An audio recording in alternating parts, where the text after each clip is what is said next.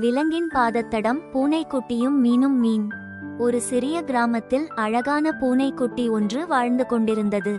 அது எப்போதும் விளையாடிக்கொண்டே இருக்கும். ஒருநாள் அது ஆற்றங்கரைக்கு விளையாடச் சென்றது. அங்கே தண்ணீரில் ஒரு மீன் பளபளவென துள்ளிக் கொண்டிருந்தது.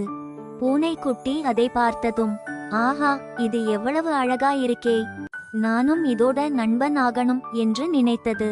அது தண்ணீரில் கையை நீட்டி மீனை பிடிக்க நினைத்தது. ஆனால் மீன் சுறுசுறுப்பாக தண்ணீருக்குள் மறைந்துவிட்டது. பூனைக்குட்டி கொஞ்சம் சோகமாக, ஏன் என்னோட நண்பனா இருக்க மாட்டியா என்று கேட்டது. அப்போது மீன் மேலே வந்து சொன்னது, நான் தண்ணீரில் தான் வாழ முடியும், நீ நிலத்தில் தான் வாழ முடியும். ஆனால் நாம இருவரும் தூரத்திலிருந்தே நண்பர்கள் ஆகலாம். பூனைக்குட்டி அதை கேட்டதும் மகிழ்ச்சி அடைந்தது. அதற்கு பிறகு தினமும் ஆற்றங்கரைக்கு வந்து மீனுக்கு கையை அசைத்து வணக்கம் சொல்வது வழக்கமாகிவிட்டது. வலது நோக்கி காட்டும் விரல் இதிலிருந்து குழந்தைகளுக்கு கிடைக்கும் பாடம். ஒவ்வொருவருக்கும் தங்களுக்கான வாழ்க்கை முறை இருக்கும்.